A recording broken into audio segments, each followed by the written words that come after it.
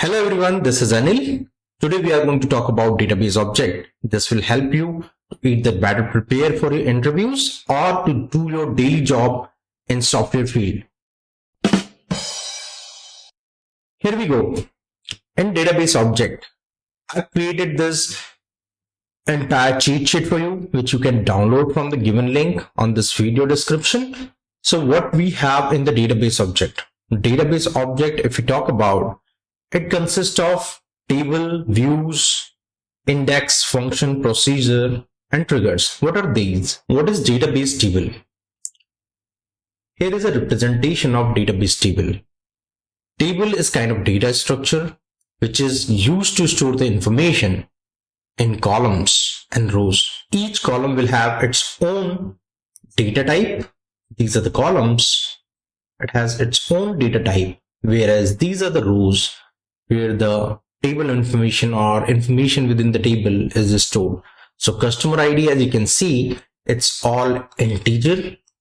So for integer information, we have number as a data type. Then we have first name, which you can see is a string. So for a string specific values, we have character data type. And for a date, which you can see here, we can have date or timestamp value, right? So these are basic primary data types which can be used in a database table to store your information, and you can organize the information in the given table. What different type tables and how should you design the tables, we will discuss in the upcoming section. So views, if you will look at, what is the basic purpose of views? Views are read-only information and built on SQL query combining one or more table. As in this example, this is very useful for reporting or in a need when you need to write complex queries again and again. This also works as a data abstraction if you want to share. So for example, if you have a table in one schema, whereas you want to give views access to anyone else on a different schema, so you can simply create a view on top of tables and then provide access to different user for that particular schema. So in this example, if you will see, we have table 1 as table A, we have another table as table V, we have another table as table C. If you will notice a difference, table 1 might have 3 columns, table A might have 2 columns, column 1 and column 2. Table B might have 2 different columns, column 1 and column 6, whereas table C has column 1, 3 and 4. But these all information combined together may not be required.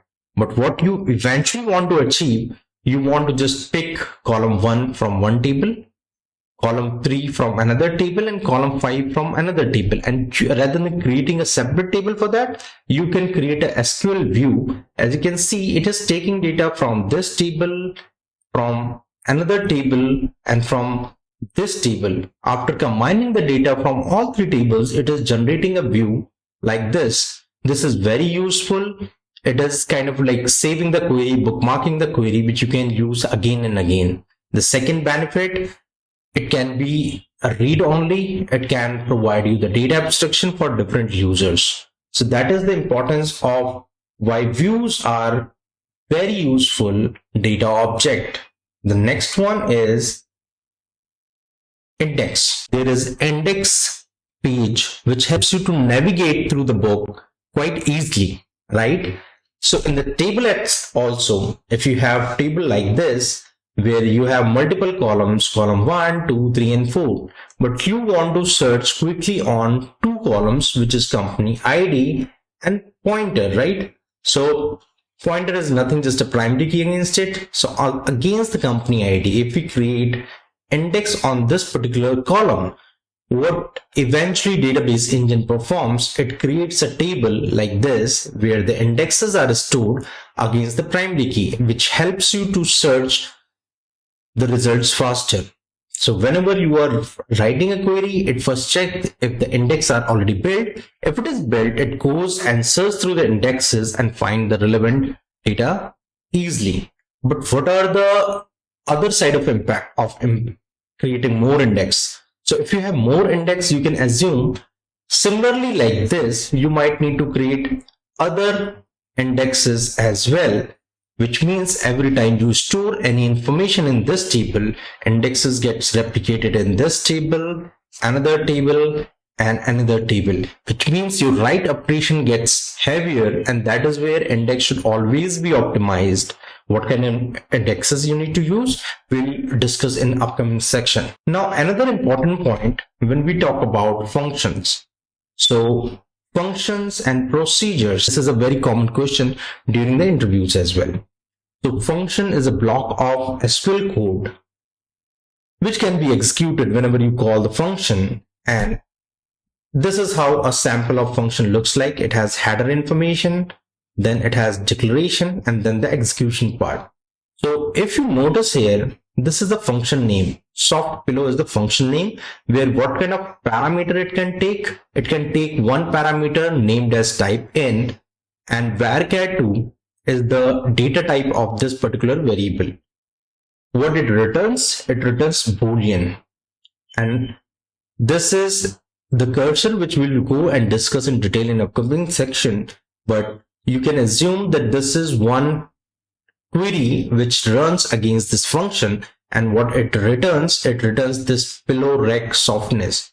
So this is the information which get returns when this function executes successfully. There could be exception part as well. What if this execution did not go well? So that exception will also come. But if you talk about what are the uses of function can be called in SQL query directly, or it can be also called as part of the PL/SQL.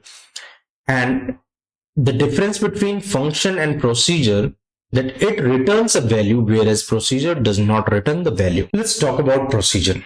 So procedure and functions, they are very close in terms of functionality, but the only difference, if you will notice here, this is the example of procedure. It starts with create or replace procedure name, then it also takes as an input. You can define any variable here. It can be a row type, it can be any primitive like a string, a varchar, character, or integer. Then it has some block of code, which means it runs the query, provides some output, performs the job, and that's it. It does not return a value. And from where procedures can be called? Procedure can be called from another PL/SQL block. It cannot be called from a SQL query. The reason is it does not return the value. So that is the main difference between function and procedure. It is very common question asked in the database interviews. Now let's look at what is triggers. If we talk about triggers, trigger is, as its name suggests, trigger is something when you take some action on table, it executes certain PL/SQL code.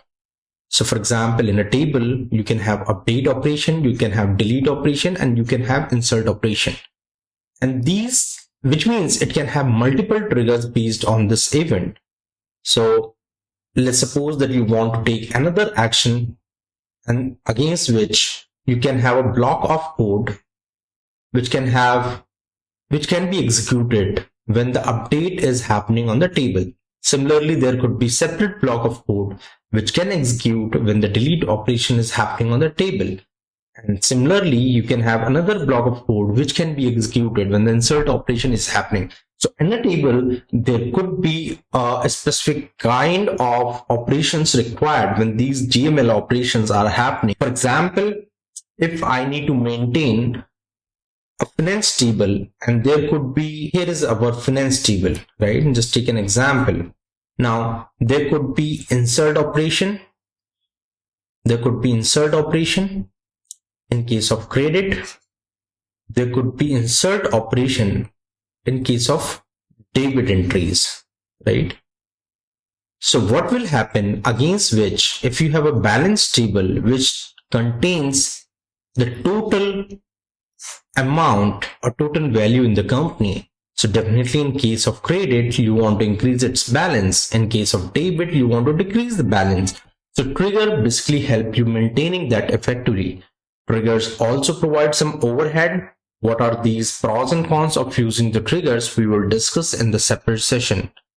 Hopefully, this session was helpful to understand what are the basic database object, and we will go definitely into the details where we will talk about examples of each while creating them.